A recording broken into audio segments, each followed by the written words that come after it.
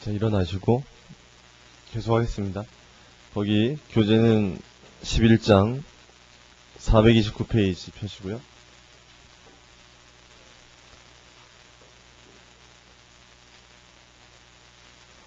우리 자본이 끝났죠. 자본이 그러니까 큰 고비를 하나 넘어가는 건데 지금 이제 10장까지 지도 나왔으니까 11장인데요 벌써 이제 얼마 안 남았어요. 뭐 내일 모레. 근데 많은 걸 했는데 뭐 지금까지 잘 쫓아온 분도 있고 내일과 모레를 나와야 될지 말아야 될지 고민하고 있는 분도 있을 텐데 뭐 하여튼 뭐 모른다 하더라도 수업은 끝까지 듣는 게 본인을 위해서 좋을 거고 또 우리 마지막 날은 아는 얘기 좀 하거든요.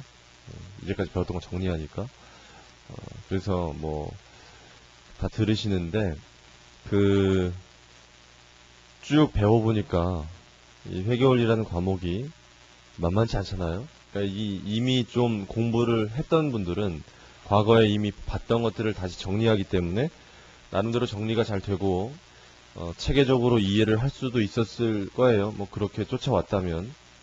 그런데 처음 회계원리 들었다 나는 이번 달에 차변 대변을 이해하기 시작해서 아, 자산이 왼쪽이고 부채자본이 오른쪽이구나라는 걸 알기 시작한 사람이 지금까지 와가지고 막 자본 얘기하고 뭐 자본잉여금은 이렇고 뭐 자본거래 손익거래 막 이렇게 부르니까 막 머리가 아프죠. 그냥 정신없고. 그래서 한 달을 통해서 이 회계원리를 다 한다는 게 사실 굉장히 벅찬 과정이에요. 10번 수업하는데 우리가 예전에 제가 공부할 때는 2달 코스였어요. 회계원리가 2달 배웠었는데 회계원리를. 그런데 이렇게 10번 수업하면서 이제 한 달 과정으로 좁혀놨고 또 회계원리 책 자체도 예전보다 많이 수준이 높아진 거예요. 예전에 회계원리 책들은요 이렇게 어려운 얘기까지 안 하고요 그냥 계속 차변 대변 분계만 계속했어요. 기록하고 하는 거. 그 연습을 주로 했었는데 우리는 보니까 지금 거의 중급회계 내용까지 거의 많이 한 거거든요. 우리는 각 개정 과목들의 어떤 회계 처리들을 쭉 세부적으로 살펴봤잖아요 지금. 그러니까 많은 부분을 자세히 한 거기 때문에 이 회계원리의 내용을 거의 한 80% 내지 80% 이상 이해했다 나는. 그리고 문제도 다 그렇게 풀린다라고 하면 중급회계를 잘할 거야 아마. 이 책에 있는 내용을 그 정도 이해했으면. 왜냐면 중급회계 가보시면 이거랑 거의 똑같은 얘기 또 한다는 걸 느낄 거예요. 거의 비슷한 내용이 있기 때문에.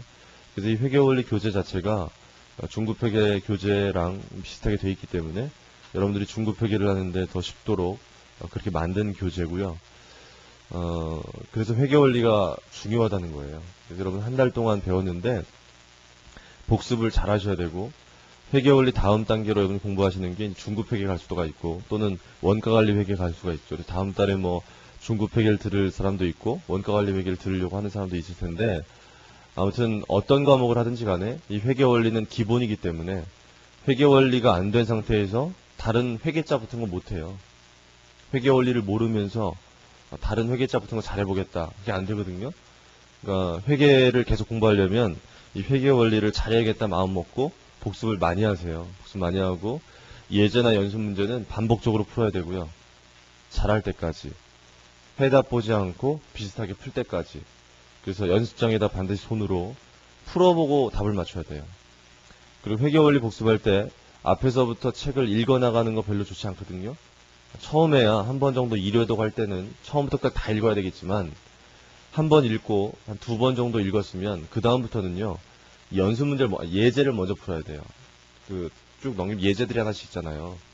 그 예제를 먼저 풀면 예제가 풀리잖아요. 그 챕터는 안 읽어봐도 돼요. 예제들이 그 챕터 내용을 설명하기 위해서 있는 거잖아요, 그게. 근데 예제를 푸는데 예제가 풀리는 사람은 알고 있다는 얘기잖아요, 내용을. 또 다시 책을 읽을 필요는 없잖아요, 우리가. 그 연습 문제를 푸는데 연습 문제가 풀리더라. 다 아는 거 아니에요. 넘어가면 돼요. 그러니까 회계라는 건 복습할 때는요, 문제를 풀면서 복습하는 거예요. 책을 읽으면서 복습하는 게 아니라. 그래서 처음에 내용 이해할 때는 한 2번 정도는 읽어봐야 되겠지만, 그 다음부터는 문제를 먼저 풀어보면서 진도 나가면 되고요. 문제를 풀었을 때 풀리면 넘어가면 되고, 만약 안 풀리더라, 내용이. 그랬을 때 읽어봐야지, 그랬을 때. 뭔가 내용이 있었는데 그게 기억이 안 나니까 못 푸는 거 아닙니까? 그때 고민하면서 생각해보다가 내용을 읽어보면 그걸 잊어버리지 않아요. 그냥 책만 읽으면 그 공부가 잘 안 되고, 자기가 문제를 풀다가 안 풀리잖아요. 막힐 때가 있을 거 아닙니까? 그 막힐 때 왜 막히는 이유가 있을 거 아니에요. 모르니까 막힐 거 아니에요. 차변에 뭔가 적었어야 되는데 뭘 적어야 되지? 이렇게 생각이 안 날 거 아니에요? 그랬을 때 그걸 찾아보면 되잖아요. 왜 뭐였는지. 그럼 그거 안 잊어버린다니까 잘. 그렇게 찾아보면. 공부는 그렇게 하는 게 아주 좋아요. 복습할 때 나중에. 그런 생각을 하시고, 지금 10장까지 진도 나갔는데 아무튼 복습 잘 하셔야 되고요. 우리가 10장에서 배운 거 자본 배웠었는데, 그 자본이 4가지가 있었잖아요. 4가지 다 정리를 잘 하시는데, 항상 자본금부터 정리하시고, 그거 정리하면서 자본잉여금, 자본조정, 정리가 좀 되잖아요, 이렇게. 그 다음에 이익잉여금은 별도로 정리하고, 쭉 연결돼서 4가지 다 정리할 수 있도록 하시고, 11장에서 투자자산인데요. 얘가 좀 많이 어렵기 때문에 여러분들 잘 하셔야 돼요, 여기도. 좀 어려우니까 잘 하시고, 열심히 하셔야 되고, 제1절에 투자산의 의의라는 거 보시는데,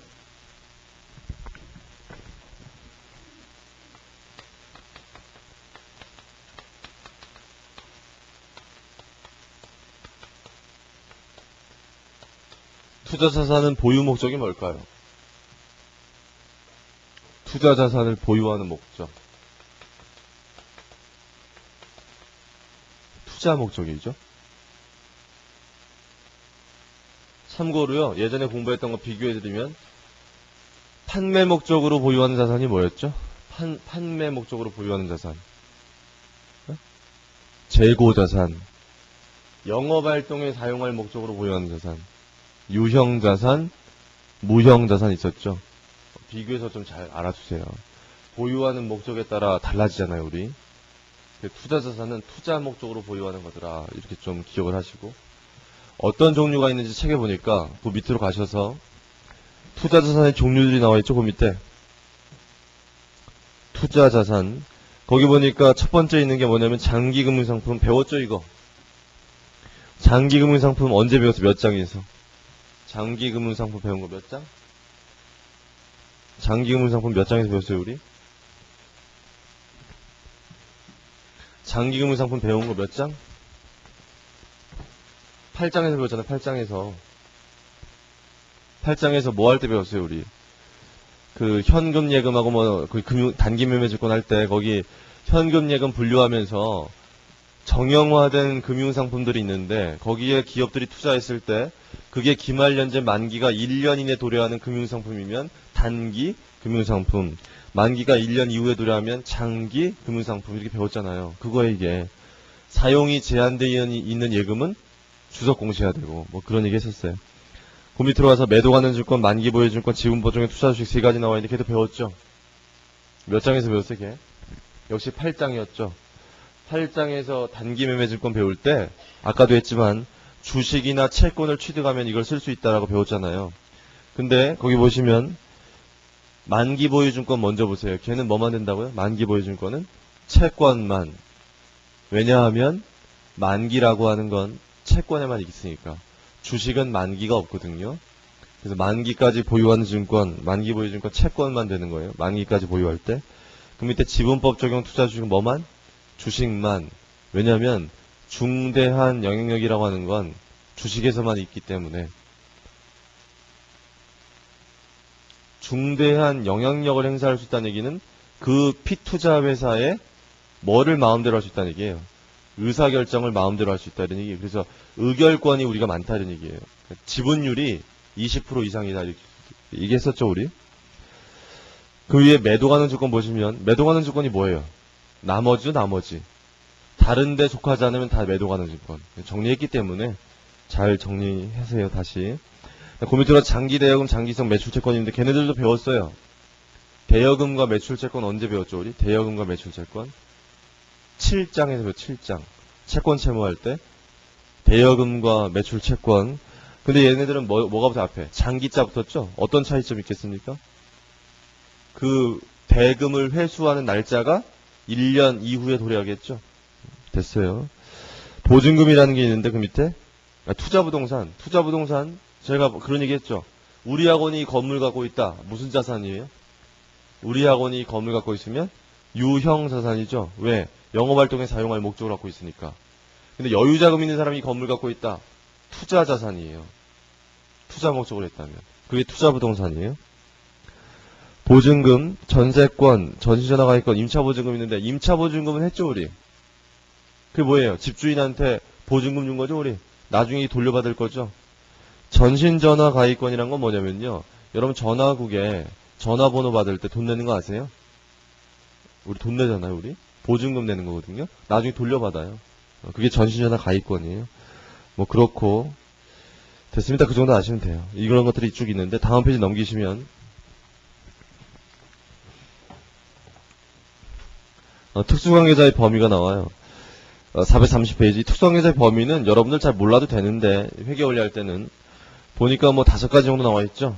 여러분들 그냥 이해하는 목적으로 잠깐만 설명드릴게요.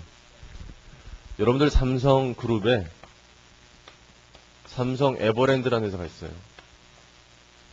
에버랜드라는 회사가 있고 삼성생명이란 보험회사 있잖아요. 여러분 에버랜드가 뭐 하는 회사예요 이게? 이게 그 놀이동산 있고 뭐 캐리비안 베이 있고 그러죠 우리가. 얘 별로 뭐 이렇게 안 좋은 회사 같이 느껴지겠지만 여러분들 모르면 이 삼성그룹에서 제일 알짜배기 회사예요. 제일 좋은 회사. 삼성그룹에서 공채했을 때 제일 똑똑한 사람들이 일로 가요. 에버랜드로. 몰랐죠? 에버랜드.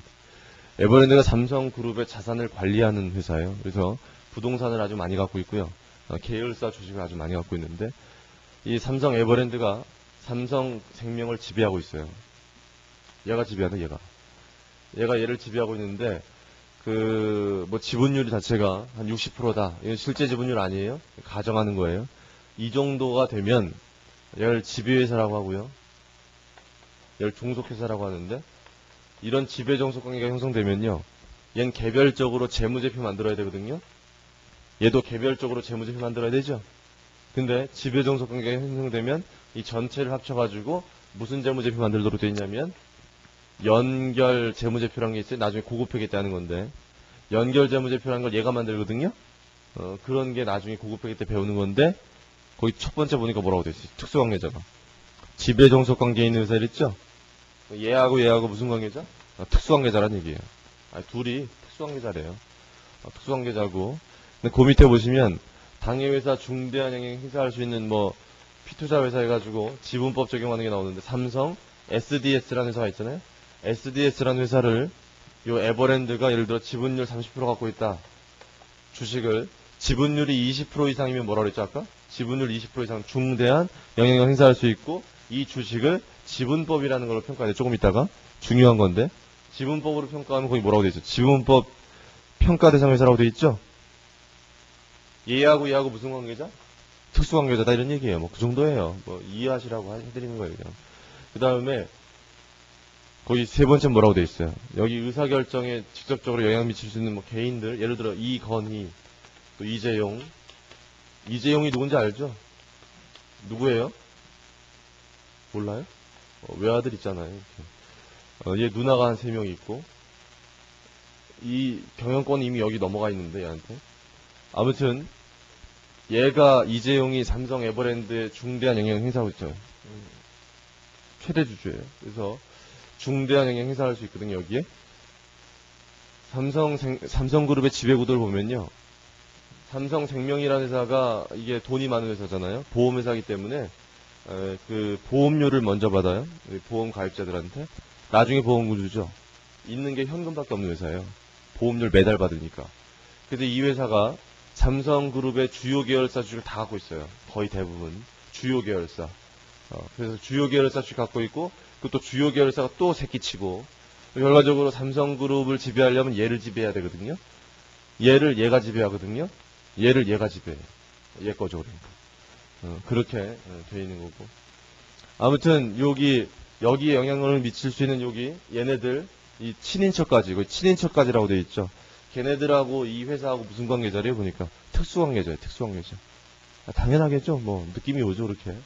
그 다음에 그 네 번째 건 뭐냐면 이 회사의 경영진이라고 하면 누굴 얘기하냐면 이사회 이사라고 생각하시면 돼요. 이사들.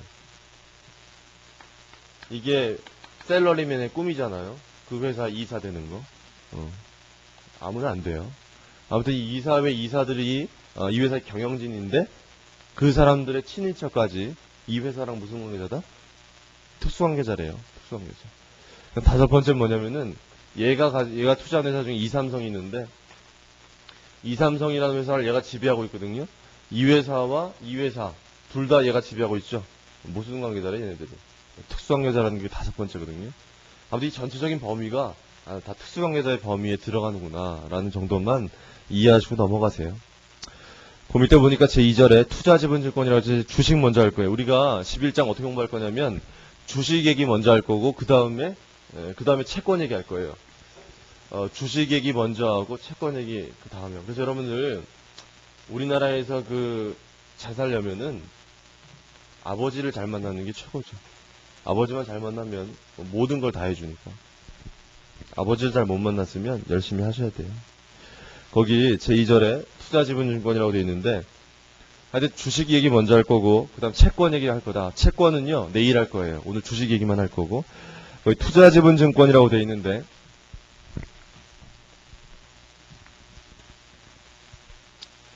일단 주식 얘기를 좀 보면 이 투자지분증권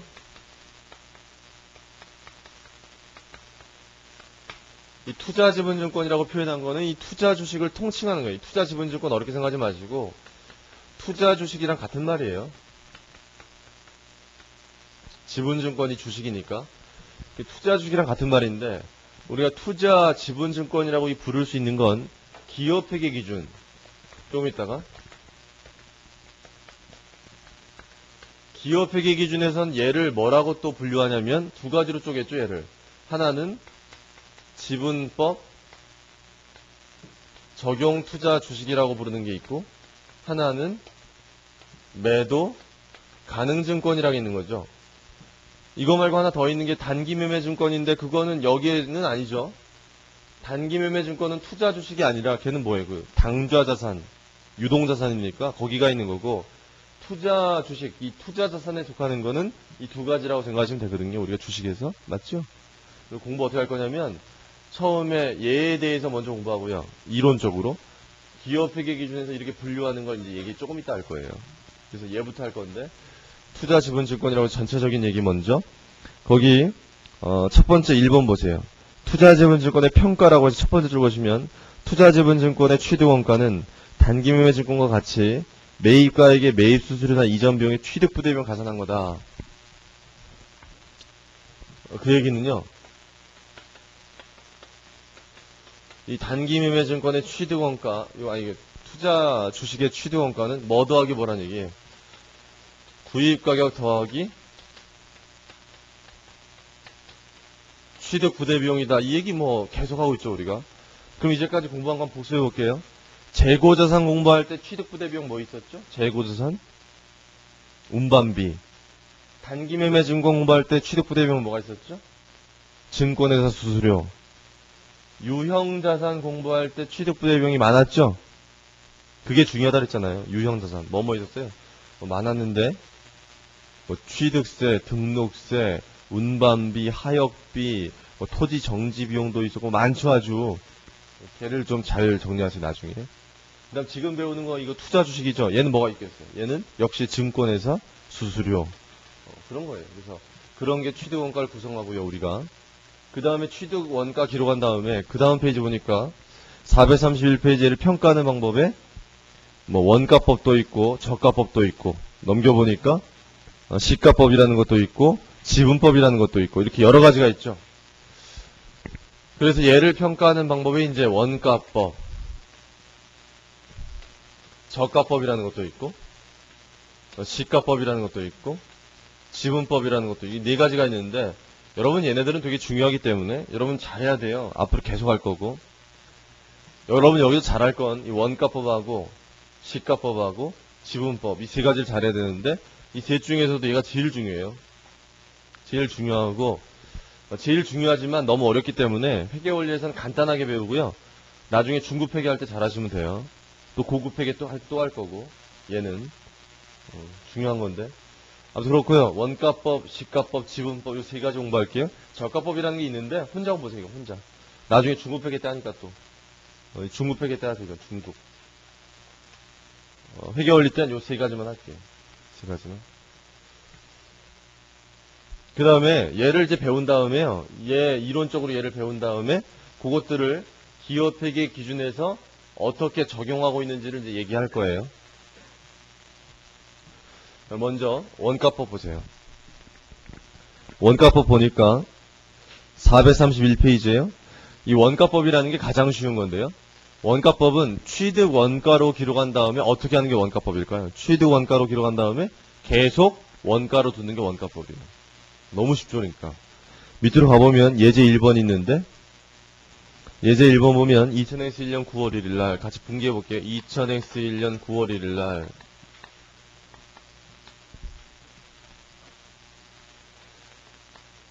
무슨 일이 있다고 돼 있어요, 보니까?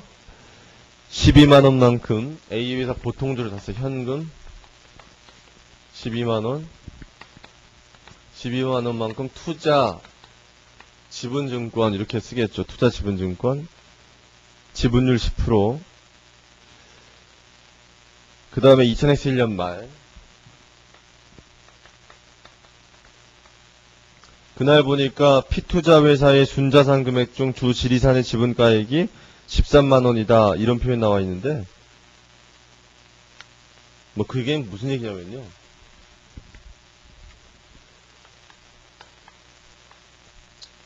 피투자 회사가 지금 어디죠, 거기? 피투자 회사가?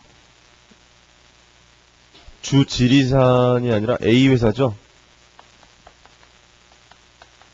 A회사가 지금 피투자 회사죠, 지금? A회사의 피투자 회사의 특정 시점의 대차 대조표를 보면, 예를 들어 이게 기말이다. 이렇게 얘기하면요. 여기 뭐가 있어요? 자산, 부채, 자본이 있죠, 당연히. 이 자본을 다른 말로 뭐라고 불러요, 우리가? 순자산 이렇게 부르죠, 이렇게. 근데 지금 A회사가 보니까 그 주식이 시장성이 없는 것 같아요. 시가가 없어요, 보니까. 시가가 없는 주식이거든요, 보니까. 시가가. 그러니까 증권거래소에 상장이 안 돼 있다는 얘기예요. 시가가 없다. 시장 가격이 없는데 지금. 그랬을 때 이 회사를 얼마로 평가할까 할 때 우리가 많이 쓰는 방법이 이 순자산 있죠? 순자산에 우리 지분율 곱한 걸로 평가를 많이 하거든요. 근데 거기 보니까 순자산에 우리 지분가액이 얼마라고 돼 있어요? 13만원인데 그 얘기는 요 중에 우리가 몇 프로 갖고 있죠 지금? 10% 갖고 있는데 그게 13만원이다 이런 얘기예요. 요 시점에 A회사에 여긴 얼마란 얘기예요? 자본이 130만원이란 얘기예요. 네 가지가 있잖아. 네 가지 다 더하면 10% 곱하니까 얘잖아요. 뭐 그런 얘기인데 얘는 우리가 시가라고 하진 않아. 얘를 그러니까 시가가 아니니까 이때 평가할 필요 없는데 보면은 얘가 취득원가죠. 취득한 가격. 얘가 지금 무슨 법이라고요? 원가법이죠. 원가법이면 그냥 이걸로 두면 되는 거죠. 가만히 있으면 돼요. 그런 방법이에요, 이게. 그 다음에 그 밑에 2000X2년 2월 5일날 무슨 일이 있었습니까? 보니까 배당금 받았어요. 현금 5,000원. 우리 배당금 받았을 때 대변에 뭐 적었었나 이제까지. 배당금 수익 잡았던 거 기억나시죠? 배당금 수익이에요. 영업의 수익. 4월 7일날 이 주식을 팔았죠. 얼마에 팔았어요 보니까? 65,000원에 팔았죠. 현금. 그럼 대변에 뭐가 없어지겠습니까? 투자 주식이 없어지겠죠. 얼마예요? 12만원인데 절반 팔았으니까 6만원 없어지겠죠. 이렇게 5,000원이 뭘까요? 5,000원 투자자산 처분이익. 투자자산 처분이익 이렇게 되겠죠. 그 다음에 12월 31일이 됐어요. 자, 12월 31일 날 하나 물어볼게요. 이 주식의 장부금액 얼마 남아있을까요? 요 주식의 장부금액 얼마 남아있다? 북밸류는 장부금액은 6만원 남아있죠.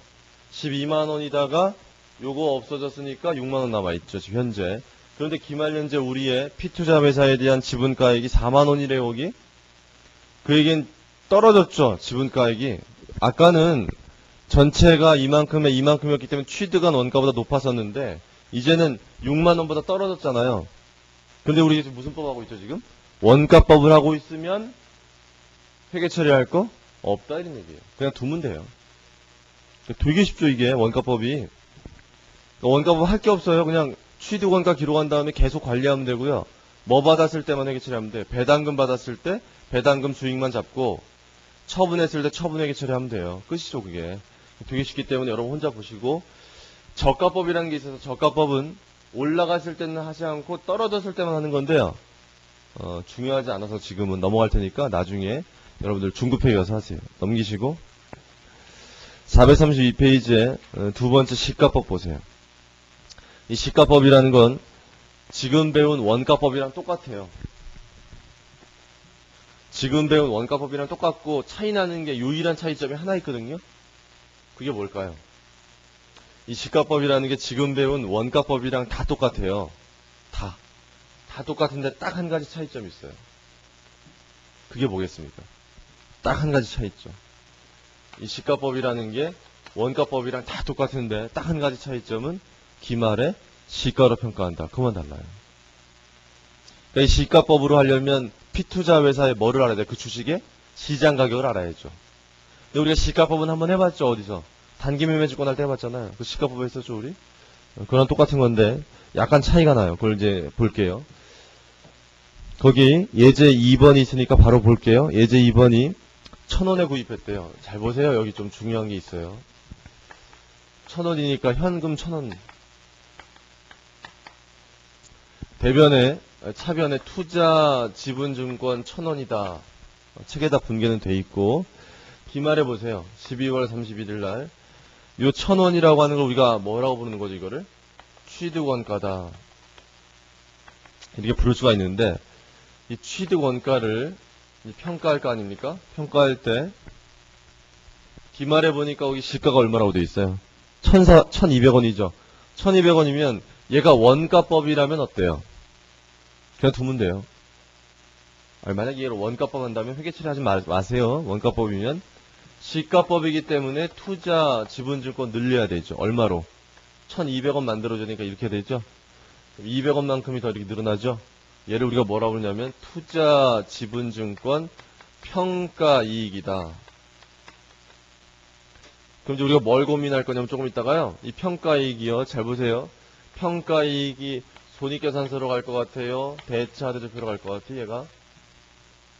여러분 생각해 보시면 이익자 붙었으니까 여기로 갈 것 같다는 생각이 많이 들죠? 안 그래? 우리 단기매매증권 평가이익 어디로 갔죠? 단기매매증권 평가이익? 일로 갔었죠? 영업 외수익으로. 근데 얘가 여기로 갈까 여기로 갈까 이걸 고민해 봐야 돼요, 우리가. 좀 이따 해볼게요. 그게 우리의 고민이에요. 그 다음 2000X 2년 그 다음에 3월 1일 거기 무슨 일이 있었어요 보니까? 3월 1일 날 배당 받았죠? 얼마? 현금 100원. 배변에 뭐예요? 배당금 수익 잡아요. 똑같아 이게. 그러니까 원가법이랑 똑같잖아요. 그 밑에 5월 5일 날 이 주식 팔았죠? 얼마에 팔았대요? 여기 1,500원. 현금 1,500원에 팔았대요. 그럼 대변에 투자 지분증권 얼마 없어질까요? 투자 지분증권 1,200원이죠. 1,200원 없었을 때 차이 나는 건 얼마냐면 300원인데 이 300원만큼을 투자자산 처분이익이라고 할 텐데 이걸 이렇게 할 수 있느냐 이제 이걸 배울 거예요. 투자자산 처분이익 이게 투자자산 처분이익이라고 다 적을 수 있는 거냐 뭔가 고려해 줘야 될 게 있을 수도 있는데 지금 처분이익 그래서 요거를 2000X 1년에 손익에 미치는 거하고 2000X 2년에 손익에 미치는 걸 이렇게 분석해 보면요. 잘 보세요, 이제. 자, 여기서요. 두 가지 방법이 있어요. 책에 보니까 해답 보세요. 433페이지에 해답에 단기인식법과 이연법이 있죠. 단기인식법과 이연법. 얘가 단기 인식하는 단기인식법이 있고 이연법이라는 게 있대요. 두 가지가 있는데 우리가 지금 요것 때문에 2000X 1년 단기순이익과 2000X 2년 단기순이 어떻게 달라지는지 봐야 되고요. 요 단기 인식법이라고 하는 게 예전에 배웠던 단기 매매 증권, 우리가 단기 매매 증권에서 했던 방법이 이 방법이고요. 지금 우리가 이제 조금 이따 배우게 될 매도 가능 증권에서 하는 방법이 이연법이에요. 이연법. 두 개가 달라요. 어떤 차이점이 있냐면 잘 보세요. 단기 인식법이라고 하는 건 평가이익 생긴 거 있잖아요. 이거를 손익계산서로 보내는 게 단기 인식법이에요. 그러면 이 평가이익 생긴 걸 손익계산서로 보내면 2001년도 단기 순이익이 얼마 잡히는 거냐면 200원이 잡히는 거죠. 이렇게. 근데 이연법이라고 하는 건 뭐냐면 이 투자 주식 평가이익을 열로 보내지 않고 일로 보내요. 일로 보낸다는 얘기는 대차 대조표에 어디로 보내냐면 아까 배웠던 게 뭐가 있냐, 자본 조정이라는 게 있어서 자본 조정 일로 보내는데 단기 이익으로 안 보낸다는 얘기. 일단 그러면 여기에는 안 잡혀. 일단 이익으로 일단 보세요.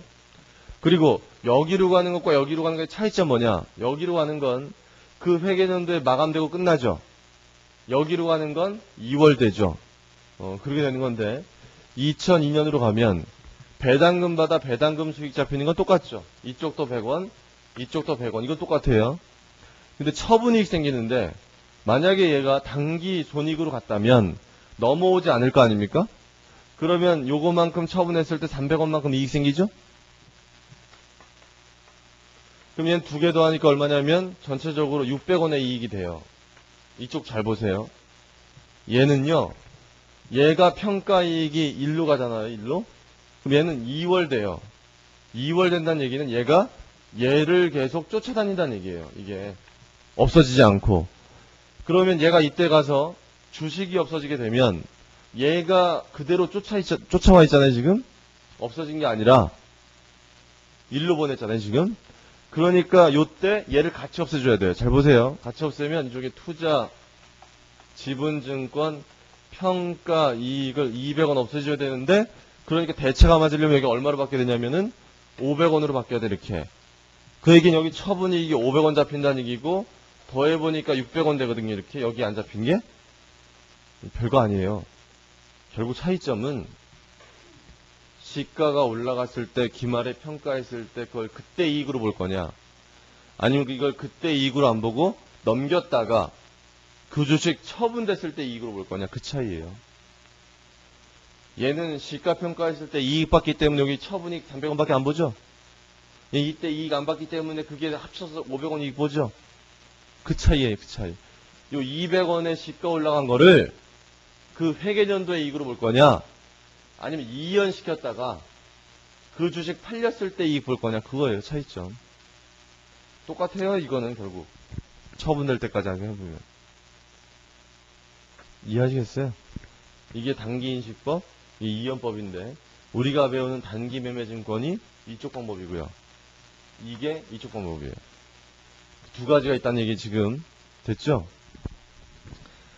거기 책에 보면 433페이지에 단기인식법, 이연법 분개돼 있고 5월 5일날 회계처리 보세요. 5월 5일 회계처리 보니까 이연법의 회계처리 보시면 제가 칠판에 한 회계처리랑 좀 다르다는 걸 알 수 있거든요. 여러분 보세요 한번. 제가 칠판에 한 거랑 좀 다르죠? 이연법 보세요. 이연법. 좀 다르죠? 이렇게 X표 치세요. 이렇게 X표. 거기 책에 해답 요거는 다르게 된 거 이렇게 X표 치세요. 이렇게. 요 분개 달리 되어 있는 거 이렇게 하시고 그 다음 그 밑에 보세요. 그 표 밑에 보니까 얘랑 똑같은 거 있죠? 그걸로 하세요. 공부할 때. 이게 우리나라 방법이니까. 예시되어 있는 거, 표에 예시되어 있는 거, 그거는 이론적으로 그렇게 할 수도 있다는 얘기인데, 이렇게 지우시고, 그 밑에 있는 게 이거죠? 요렇게 하세요. 지금 무슨 얘기인지 알죠, 거기? 여러분, 이거 두 가지 어렵지 않잖아요. 어렵게 생각하지 마세요. 얘는 뭐라고요? 시가 올라갔을 때 그때 이익 보자는 거고, 네? 걔는 이걸로 가니까 없어지는 거고, 이렇게 되는 거고, 얘는 뭐 하자는 거예요, 얘가? 그때 이익 보지 말자고요. 보지 마니까 얘를 일로 보내서 넘기재요. 넘기니까 결국 언제 이익 보게 돼 있어요? 처분할 때 이익 보게 돼 있잖아요. 그렇게 하자는 얘기 이렇게. 비교는 뭐 명확해요. 그래서 넘어가시고, 지분법이라는 게 있는데 걔 하기 전에요. 몇 가지 더 정리하고요. 잠깐 어디 보시냐면은 437페이지에 거기 보시면은 첫째, 둘째 있어요. 첫째, 둘째. 둘째 보세요. 둘째 보시고 세 번째 줄에 밑줄 치세요. 시가법 적용 시 발생하는 매도가능 증권 평가손익은 정상적인 영업활동에서 발생한 것이 아니고 매도가능 증권 평가손익이 실현되기까지는 장기간 소요되기 때문에 손익계산서 항목이 아닌 대차 대조표상의 자본조정으로 분류하고 매도가능 증권을 처분한 경우에는 투자자산 처분 손익에 조정한다. 밑줄 쳐놓으세요.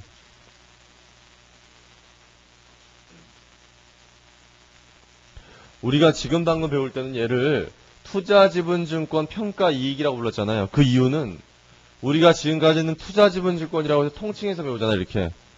이렇게 배우는데 조금 이따 이제 기업회계 기준을 보면 이걸로 할 거거든요. 이 개정 과목 자체를 이렇게 쪼갤 거 아닙니까? 이렇게? 그럼 매도가능 증권이 이 시가평가하는 거거든요. 얘는 지분법이기 때문에.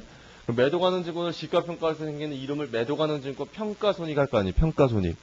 그 책에 우리 지금 밑줄친데 매도가능 증권 평가손익이라고 돼 있죠. 근데 이 매도가능 증권 평가손익이 단기손익으로 간다는 얘기예요? 자본조정으로 간다는 얘기예요? 자본조정으로 간다는 얘기죠. 그게 이연법이라는 거라고 했어요. 이연법. 그게 이연법이라는 게 넘기는 거 아니에요? 넘기는 거. 매도가능 증권이 그렇게 한다는 얘기고. 그걸 지금 밑줄 쳐드린 거예요, 지금. 아시겠어요? 무슨 말인지? 그런데, 그럼 매도가능 증권 평가손익이 어디 속한다는 얘기입니까? 자본조정에 속한다는 얘기죠. 확인시켜 드릴게요. 아까 10장 했으니까. 몇 페이지 펴보시냐면은, 401페이지 펴보세요. 401페이지. 401페이지 펴니까 거기 매도가능 증권 평가의 평가손실 나와 있죠? 보세요. 지금 세 번째 줄에 매도가능 증권 평가이익 손실은 매도가능 증권으로 분류된 주식과 채권을 시가법으로 평가했을 때 생기는 평가손익으로서 처분 시 처분손익에서 조정된다. 나와 있죠? 하나 물어볼게요. 평가이익은 가산일까요? 차감일까요? 자본조정인데 평가이익 가산차감. 가산이죠. 평가손실은 차감이에요. 여러분 이 가산차감 어렵게 생각하지 마시고 얘가 대변이니까 대변 잔액이면 가산, 차변 잔액이면 차감이에요. 별로 어려운 거 아니니까 잘 생각하시고 다시 앞으로 오세요. 어디 보시냐면 433페이지.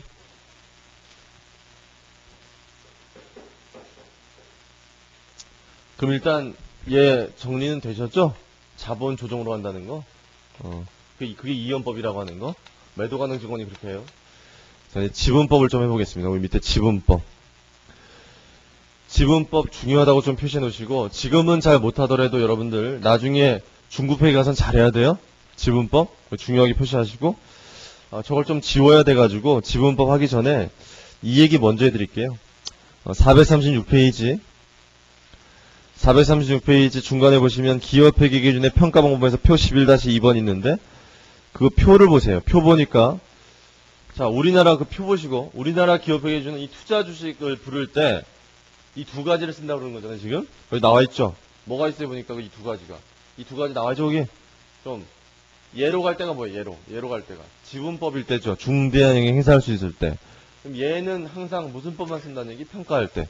얘는 지분법만 써요. 써있죠 그렇게? 매도가능증권이라고 되어 있는 게 있는데 얘는 두 가지가 있다는 거잖아요. 보니까 뭐가 있대요? 시가가 주어져 있으면 시가법 쓰는데 시가가 없으면 무슨 법 쓴대요? 원가법. 두 가지가 있어요. 얘가 잘 보세요. 우리가 배운 게 지금 얘는 지금 배울 건데요. 지분법이 얘랑 관련된 거잖아요. 이렇게 원가법과 시가법 해봤죠 우리? 시가법 할 때 평가손익이 자본조정 간다 그랬잖아요. 그게 보니까 얘랑 관련된 거잖아요. 매도가능 증권이랑. 맞죠? 우리가 이론적으로 이렇게 읽는데 그게 이렇게 연결되잖아요. 됐죠? 우리가 지분법만 배우면 돼요. 지분법이 여기 연결되는 거니까. 얘 연결되는 두 가지는 배웠죠 지금? 그렇죠? 지분법만 하면 돼요. 지분법을 해보겠습니다. 433페이지 지분법. 그 첫 번째 줄 보세요. 첫 번째 줄 읽어보니까 뭐라고 돼 있습니까? 지분법이란 투자 주식을 취득할 때는 뭐로 기록한다고 돼 있어요?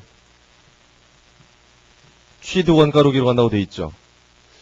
그거 읽어보니까 우리가 지금까지 배웠던 원가법이나 시가법이나 지분법이나 취득했을 때 취득원가로 기록하는 건 다른 겁니까? 똑같은 겁니까? 취득했을 때 취득원가로 기록하는 건 똑같아요. 취득했을 때 취득원가로 기록하는 건. 맞아요? 취득했을 때 취득원가로 기록하는 건 다 똑같고요. 원가법은 어떻게 했죠? 원가법은 계속 취득원가죠. 아주 쥐어짜리니까. 시가법은요. 취득원가로 했다가 기말시가로 바꿔줬죠. 지분법은 어떻게 알아요? 지분법은. 읽어보니까. 취득원가로 기록했다가 취득 후에는 피투자회사 순자산이 변함에 따라 주식을 바꿔주라고 돼 있죠, 보니까. 걔가 잘 이해가 안 되죠, 처음에. 걔를 이해해야 되는데. 그러니까 이 평가 방법들이 다 똑같은 게 취득 시엔 취득 원가예요. 그 이유가 문제인데 원가법은 똑같죠. 계속 취득 원가니까. 그러면 잘 보세요. 시가법은요. 우리가 시가로 주식을 평가한다. 피투자 회사에 어디에 지대한 관심이 있겠습니까? 매년 말에. 그 회사의 시가가 얼마냐 지금. 그게 굉장히 관심사겠죠. 시가법으로 주식을 평가하고 있다면 그 피투자 회사의 기말 시가가 얼마인지가 아주 관심사잖아요, 우리의. 근데 여기 보세요. 지분법은요. 피투자 회사의 시가, 주식의 시가에는 관심이 없잖아요, 보니까. 지분법은 절대로 피투자 회사의 시가에는 관심이 없어요. 어디에만 관심이 있어요, 보니까? 순자산. 피투자 회사의 순자산에만 관심이 있어요. 순자산의 변화. 순자산이 뭐죠, 우리? 자본이잖아요, 자본. 거기에만 관심 있는 방법이 이 지분법이에요. 그거를 이해하는 게 아주 중요하거든요. 이제 그걸 같이 해볼 건데, 예제 가지고 갈게요. 435페이지에 예제 3번을 보시고, 그걸 같이 풀 건데요. 여러분들 이걸 같이 좀 적어 놓으세요. 이 연습장에다가 날짜 적으시고, 그 옆에다가, 날짜 옆에다가, 피투자 회사,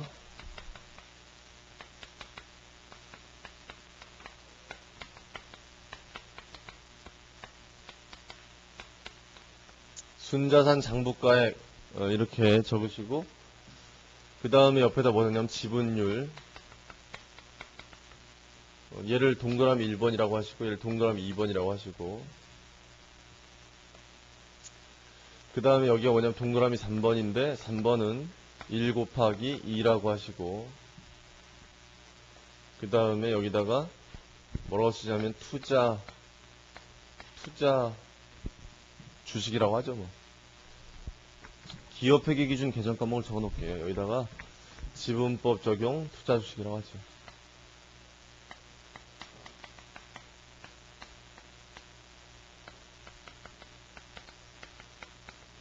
그 다음에 이거를 동그라미 4번으로 하세요. 그럼 여기 5번이 투자재고 차익인데, 투자재고 차익은 4 빼기 3이다. 이렇게 좀 제목들을 적어 놓으세요. 여기다 좀 뭔가 숫자를 기록해야 되니까.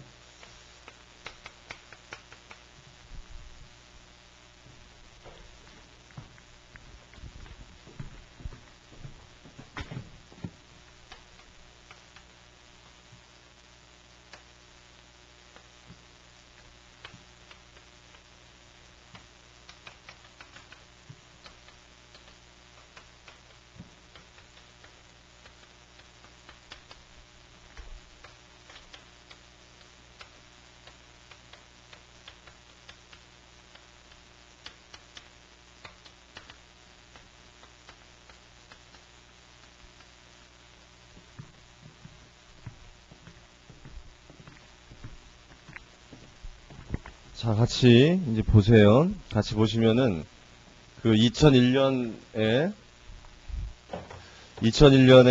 거기 내용 보세요. 거기 2001년 초에 A 회사가 주당 280원으로 B 회사 보통주 5,000주를 취득했다는 얘기 나오죠. 그 자료에 예제 3번.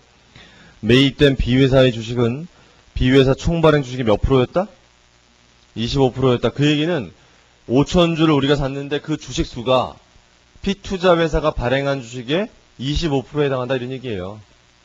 자, 그럼 내가 그 회사 의사결정에 몇 프로를 왔다 갔다 할 수 있어요? 25% 왔다 갔다 할 수 있죠? 의사결정을 거의 내 마음대로 할 수 있어요. 굉장히 지분율 높은 거예요. 지분율 높은 건데 이 정도를 왔다 갔다 하는데 내가 그러면 우리는 무슨 법으로 그걸 평가하겠다? 지분법이다라는 얘기예요. 이 주식 평가할 때. 계속 읽어보니까 취득 시점에서 비회사 순자산가액 얼마예요? 500이래요. 취득 시점? 그럼 여기를 보세요. 취득 시점이라는 게 언제죠? 취득 시점이라는 게 이때죠 보니까 이때죠 취득 시점이. 이때 비회사에 뭐가 500이라고요? 순자산이 500이래요. 순자산. 양쪽은 똑같을 거고. 어디가 500이라는 얘기 이 중에서.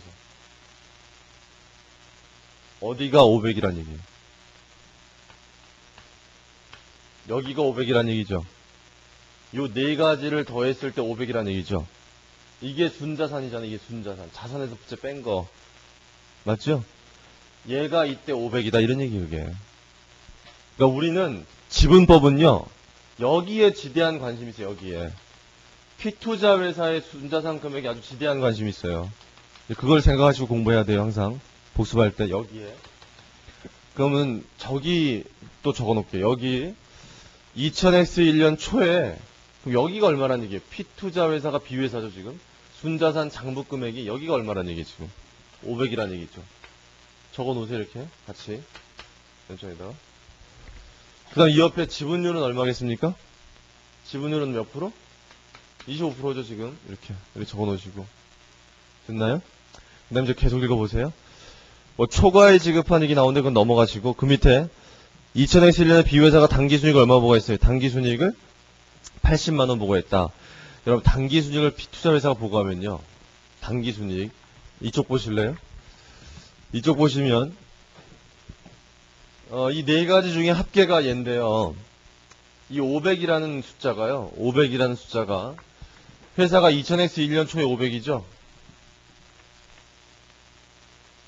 2000X1년 초에 500인데 이게 세월이 흘러가잖아요. 세월이 흘러가면 이게 500이 계속 불변한 500이겠습니까? 변할 수 있다는 얘기입니까?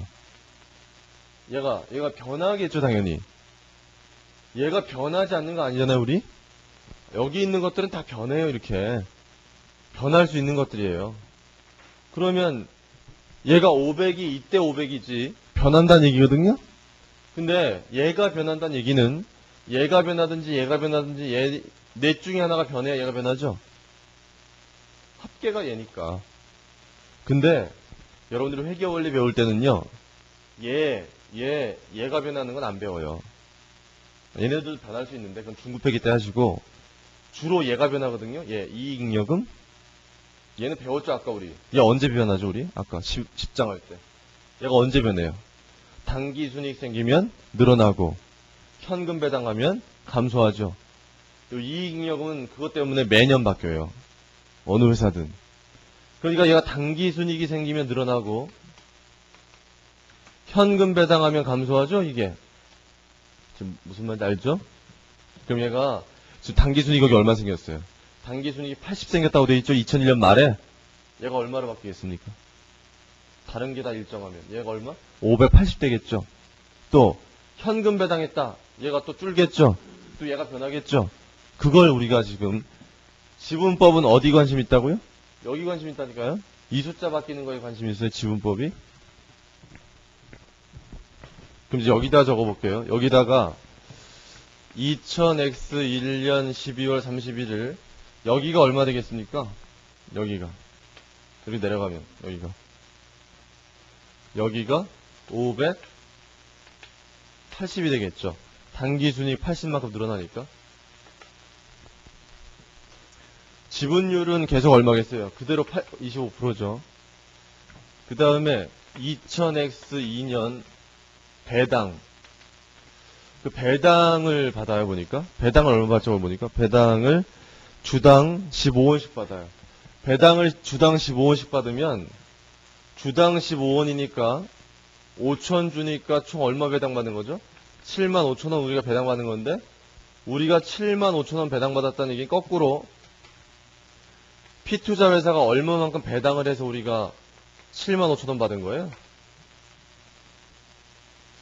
거꾸로 계산해 보시면 이걸 알아야 돼요. 우리가 이만큼 배당받았잖아요. 지금 보니까 그 얘기는 30만 원만큼 배당했다는 게 피투자회사가. 그러면 요때 얼마 줄겠어요? 배당하고 나서 순자산 금액이 얼마 되겠어?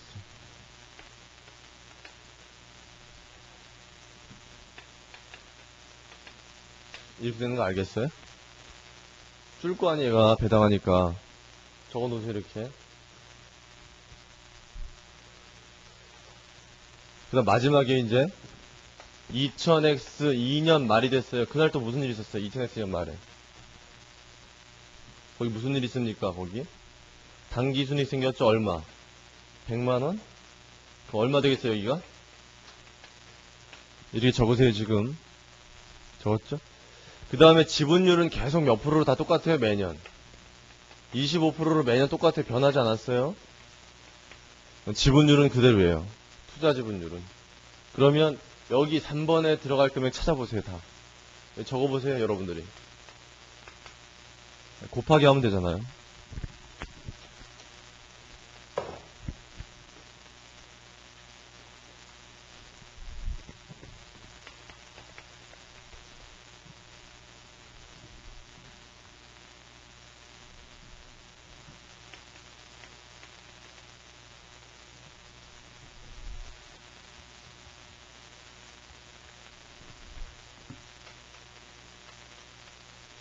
자, 이렇게 나오죠, 다? 집에 가서 해보시면 되고. 자, 여기 들어갈 걸 찾아볼게요, 여기. 여기 들어갈 게 어떻게 될 거냐. 분개를 해봐야 돼요. 2000X 1년 초부터 분개할게요. 이 분개는 지금 누구 입장에서 하는 분개냐면, A회사 입장에서 하는 거예요. 투자회사 입장에서. A회사 입장에서 하는 분개인데, A회사 입장에서 2000X 1년 초에 무슨 일이 있었어요? 투자 주식을 5,000주 샀죠. B회사 주식을. 한 주당 얼마에 샀어요? 여기 보니까 280원인데요. 먼저 250원으로 해드릴게요. 그 다음에 280원 조금 이따 할게요. 250원을 곱해보시면 125만원 나와요. 이렇게 한번 해보세요. 아, 이걸로 먼저 할게요. 책은 280원 돼 있는데. 현금이 얼마 나가느냐? 125만원 나가요. 이렇게 먼저 해봐요. 그러면 여기 기업회계 기준에 따르면 지분법 적용 투자 주식이에요. 책에는 투자지분증권이라고 되어 있는데 그거는 기업회계 기준 개정 과목 쓴 거 아니고 기업회계 기준 개정 과목 쓰면 지분법 적용 투자주식 똑같은 거예요. 뭐 쓰나 관계없어요. 아무튼 이렇게 되고요. 잘 보세요. A회사 장부에는 이때 이렇게 회계 처리하면 이렇게 잡게 되겠죠. 금액이. 이걸 우리가 뭐라고 불러요? 취득 원가라고 부르고 취득 시엔 취득 원가로 기록하는 거죠. 이렇게. 그러면 잘 보세요. 여기 적는 게 뭐냐면 A회사 입장에서 이 주식을 얼마로 기록했을 거냐 이거 적는 건데 여기가 얼마겠습니까? 여기가 125만원이 되겠죠? 이걸 이렇게 기록했다는 거니까 지금. 그러면 여기 기록된 금액과 여기 P투자회사 순자산 장부가액 빼보니까 제로 되죠? 이렇게. 아니 이쪽이 4빼기 3이라면서 이렇게. 맞아요? 또 해보세요. 아니 지금 뭐 한 거냐면은 이쪽은 P투자회사 순자산 금액 거기다가 지분율 곱해서 우리 지분가액이잖아요. 지분가액. 이 시점들의 B회사 순자산 금액의 지분율 곱해서 지분가액이고 여기 적히는 건 뭐냐면요. A회사, 지배회사, 투자회사 입장에서 요거를 어떻게 얼마로 기록할 거냐 이런 얘기인데 125만원으로 주식을 기록했잖아요. 지금 주식 이거 빼보니까 제로잖아. 이렇게 2000X 1년 말이 됐어요. 잘 보세요. 2000X 1년 말 2000X 1년 말에 무슨 일이 있었습니까? 2000년 말에 P투자회사가 당기순이익을 80만큼 공개했어요. 80만큼. 얘는 지금 지분법이기 때문에 P투자회사 시가에는 관심이 있다 없다? 시가에는 관심 없어요. 어디에 관심이 있다? P투자회사 순자산 금액에 관심이 있어요. 근데 이때 보니까 P투자회사 순자산 금액이 어떻게 됐어요? 늘어났죠? 얼마만큼? 80만원만큼 늘어났잖아요. 우리의 지분율이 몇 프로예요? 25%거든요? 그럼 P투자회사가 당기순이익을 보고 하면 누가 좋아해요? 주주들이 좋아하죠? 이거 누구 몫이에요? 주주 몫이거든요? 우리가 몇 프로 주주예요, 지금? 25% 주주잖아요.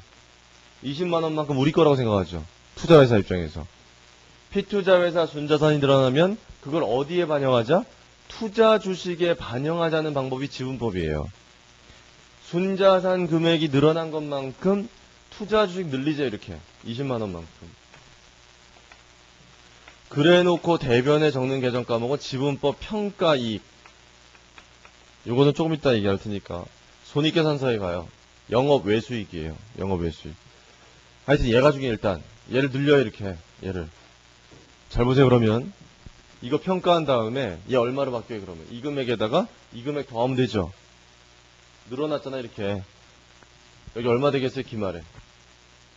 145만 원 되죠?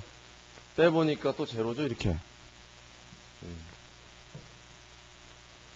또 해봐요. 2000X 2년 배당 받을 때. 잘 보세요. 배당 받을 때 우리가 현금 얼마 받게 되죠, 현금? 75,000원 받았죠. 이 75,000원이 어떻게 나왔냐면 피투자 회사가 30만 원만큼 배당하는데 그 중에 25%만큼이 이렇게 나온 거죠, 이게. 그럼 75,000원만큼 반대쪽에 뭐 적을 거냐, 이게 문제인데, 피투자 회사가 배당한 것만큼 피투자 회사 뭐가 감소했죠, 우리? 이것만큼 뭐가 감소했어요? 순자산이 감소하잖아요. 저 끝에 보세요. 감소하잖아요. 그러니까 피투자 회사 순자산이 감소하면 어디다 반영하자는 얘기예요? 투자, 주식.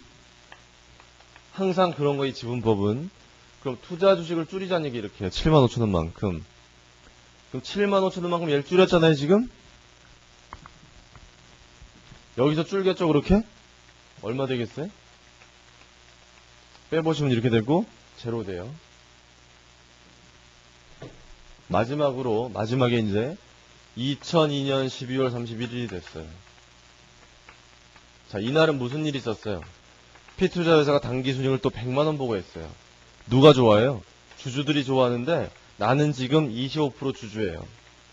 25만원만큼이 내 거예요.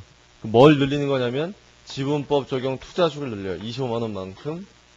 대변에 뭘 잡냐면 지분법 평가이익 잡아요. 25만원. 손익계산서에 속하는 거고 얘는. 그럼 주식을 또 이만큼 늘렸잖아요, 이게. 순자산 늘어났다고. 그럼 25만원만큼 여기가 늘어나겠죠, 여기가. 늘어날 거 아니에요. 더해보니까 얼마 돼요? 162만 5천 되죠, 이렇게. 빼니까 또 얼마 되냐면 제로 되잖아요. 자, 여기서 우리가 느낄 수 있는 게 뭐냐면 이 지분법이라고 하는 건 취득할 때 취득원가로 기록한 다음에 그 주식의 금액을 계속 어떻게 해주는 거예요, 보니까. 피투자 회사 순자산이 바뀔 때마다 반영시켰잖아요, 이렇게. 그리고 계속 똑같죠, 이게 당연히. 아니, 처음에 차이가 없으면요, 이렇게. 계속 차이가 없을 거 아니에요. 아, 얘 바뀔 때마다 반영했잖아요, 지분율만큼? 아니, 얘 바뀐 거에다 지분율 곱한 거잖아요, 지금 이거는? 아, 당연히 똑같겠죠, 이게. 무슨 얘기하는지 알아요? 지분법이라는 건 시가법이랑 달라요. 지분법은 뭐에 관심 있다고요? 피투자 회사? 순자산에 관심 있다는 게 순자산? 순자산 변하는 것만큼 여기다 반영하잖아요, 여기다가. 그러니까 순자산 변한 거에다 지분율 곱하면 똑같죠, 이게. 취득할 때 차이가 없으면. 이렇게. 이게 지분법이에요. 이거 잘 그려보시고, 원래 회계원리 때 이게 이해하기 그렇게 쉽지 않은 건데, 여러분들 이런 이렇게 지분법이라는 개념을 좀 잘 잡으시고, 순자산 변화를 반영한다, 이런 얘기예요. 몇 가지 얘기를 더 할게요. 이쪽에 보면은 취득 시 이렇게 했고, 잘 보세요. 단기 순이익 발생했을 때 요만큼 늘렸죠. 그러면서 피투자 회사가 단기 순이익을 보고한 걸 투자 회사의 이익으로 잡겠다는 거예요. 피투자 회사가 이익을 보고한 건 투자 회사 입장에서 좋은 거죠. 이익 잡겠다는 거예요. 그다음 여기 보세요. 피투자 회사가 배당한 걸 여기서 줄였는데 원래 우리가 배당금 받으면 이제까지 여기 대변에 뭐 잡았었죠, 이제까지? 배당금 받으면 원가법이나 시가법에선 배당금 수익 잡았었죠, 이제까지. 근데 뭘 잡는 거예요, 보니까? 얘 줄였죠. 배당금 수익이 아니라 다르잖아요, 보니까. 왜 그러냐면요. 이제까지는 원가법이나 시가법에서는 배당금 받기 전까지 우리가 피투자 회사 이익 잡힌 것 때문에 이익 안 잡았죠. 배당금 받을 때 이익 잡았죠, 우리가. 투자 회사가. 근데 얘는 배당금을 받기 전에 미리 이익 잡았죠. 피투자 회사 순자산 늘어난 거 가지고 이익 잡았잖아요. 단기 순이익 가지고. 근데 배당이라고 하는 게 결국 어디서 하는 겁니까? 이익에서 배당하는 거 아니에요. 80만원 피투자에서 이익 생겨서 그 중에 30만원 배당한 거잖아요, 지금. 그러면 이 30만원 이건데 이거 발생했을 때 이미 이익 잡으면서 얘 늘려놨잖아요. 결국 이때 현금 받은 건 얘 받은 거 아니에요, 보니까. 여기 늘려준 거에서 받은 거 아니에요. 그러니까 현금 받았을 때 뭐 줄이는 게 맞다? 얘 줄이는 게 맞잖아요. 그렇게 이해할 수 있어요. 근데 중요한 거는 얘가 이렇게 생기는 건 결국 뭐 때문이냐면 순자산 변하는 건 족족 다 어디다 반영하겠다? 투자 주식에 반영하겠다는 게 계속. 그 원리가 이 지분법이다. 잘 한번 해보시고. 그 다음에요. 먼저 책에 보면 지분법을 왜 도입했는지를 좀 보세요. 지분법 왜 도입했는지. 거기 433페이지 밑에서 세 번째 줄. 밑줄 치면은 이 방법은 투자회사가 피투자회사의 경영정책과 재무정책에 중대한 영향을 행사할 수 있을 정도의 주식 보유가 있을 때 투자회사가 피투자회사 내부거래나 배당정책 조정함으로써 자기 회사의 단기순위를 조작할 위험을 방지하기 위해서 개발한 방법이다. 거기까지 밑줄 쳐놓으시면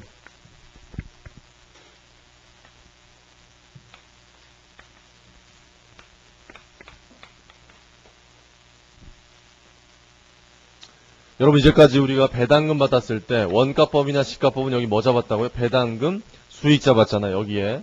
근데 지분법에선 얘를 잡았죠. 그럼 어떤 차이점이 있냐면 얘를 잡을 때는요. 얘가 피투자회사가 배당을 얼마나 하느냐에 따라 투자회사의 이익이 왔다 갔다 하죠. 바로. 피투자회사가 배당 많이 하면 투자회사의 이익이 늘어날 거 아니에요. 피투자회사가 배당을 작게 하면 이익이 바로 줄어들죠. 투자회사가. 피투자회사의 배당 가지고 투자회사의 이익을 조작할 여지가 있는데 우리가 중대한 영향력을 행사할 수 있다면 그걸 마음대로 할 수 있다는 얘기잖아요. 지금. 그런 여지를 없애기 위해서 개발한 방법이 지분법이에요. 지금 아닙니다. 지분법을 하니까 얘를 가잖아요. 얘가 아니라. 피투자회사가 배당을 얼마나 하느냐에 따라서 투자회사의 단기순이익은 달라지지 않죠. 피투자회사가 단기순이익을 얼마나 보고하느냐에 따라 달라지는데 단기순이익이 장사 잘해야 생기는 거지. 그게 뭐 배당 정책에 따라 달라지는 거 아니잖아요. 피투자회사를 통해서 이익을 조작할 여지를 없애려고 만든 방법이 지금 배운 지분법이에요. 그래서 지분법은요. 기업회계 기준에서 언제만 하도록 되어 있어요. 읽어보시면. 중대한 영향력을 행사할 수 있을 때만 할 수 있잖아요. 우리. 아무 때나 하는 거 아니에요. 왜 그런 거냐면 중대한 영향을 행사할 수 없으면 어차피 이익 조작 못해요.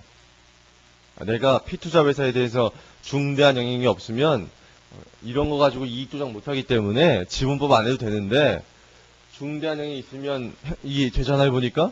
그러니까 이 지분법이란 방법 써서 그런 여지를 없애라 이런 얘기죠. 그런 도입한 배경을 잘 이해하세요. 그 다음에 435페이지 보시면 예제 3번에서 마지막이에요. 거기 보니까 문제 자료에서 얘는 우리가 250원에 샀다고 했는데 여기 250원이 아니라 거기 얼마에 샀다고 돼 있어요. 280원에 샀다고 돼 있죠, 책에. 그걸 같이 잠깐 해보면 요렇게 되면 여기가 얼마로 바뀌어요? 여기가 140으로 바뀌죠, 140. 이렇게 바뀌죠, 140으로. 네? 그러면 여기가 보세요. 여기가 얼마로 바뀌는 거냐면 140으로 바뀐다는 얘기 이렇게. 이렇게 했더니 얘는 보니까 이만큼 사면서 이만큼 돈 줬죠 보니까. 더 비싸게 샀죠. 더 비싸게 산 15만원이 생기죠. 이렇게 차익이 생기죠. 이게 어려운 거예요 좀. 중급회계 때 가서 하면 되는데 이렇게 차익이 생기면 이 차이가 계속 생길 거 아닙니까? 처음 취직할 때 차이 생기면. 맞죠? 근데 이거 왜 더 줬을까요? 왜 더 비싸게 샀을까요? 피투자회사 주식을. 뭔가 이유가 있겠죠. 그 이유가 명확하지 않다면 이걸 뭐로 보냐면 다 영어권으로 봐요. 우리 앞에서 무형선 할 때 얘기했던 영어권. 피투자회사가 뭔가 더 좋아 보이기 때문에 더 비싸게 샀겠죠. 요 영어권인 요 15만 원을 결국 순자산 변할 때마다 쭉 반영하다 보면 얘 차이가 계속 남아있을 거 아닙니까? 영어권은 계속 남길 게 아니잖아요. 뭐 20년 넘지 않은 기간 동안 상각하려면서요. 여기 책에 보시면 거기 세 번째 줄에 초과 지급한 15만 원을 몇 년간 상각하래요? 5년간 상각하라. 이거를 5년간 상각하라는 얘기고 5년간 상각하면 계속 얘가 5년이니까 3만 원씩 줄어들어요. 그 회계 처리가 책에 나와 있는데 그게 여러분 처음에 만만치 않기 때문에 그건 여러분 나중에 관심 있으면 혼자 보시고 나중에 중급 회계 때 하면 되거든요. 그래서 투자할 때 더 많이 주고 산 거는 요 차익이 생기는데 그 차익을 조정하는 과정이 있구나라는 건 참고하세요. 나중에 중급 회계 때 하니까 책에 나와 있으니까 나중에 한번 읽어보시고 넘기시면 436페이지에 기업 회계 기준의 평가 방법이 있는데 이건 여러분 혼자 보세요. 뭐 437페이지까지 예제 4번은 나중에 하시고 지금 당장 안 하셔도 되고 439페이지 제 3절 있는데 화폐 시간 같이 제가 이거 읽어보라 그랬죠. 내일 할 건데 꼭 읽어보시고 오세요. 내일 여기 읽어보시고 좀 내일 여기서부터 진도 나가겠습니다. 수고하셨습니다.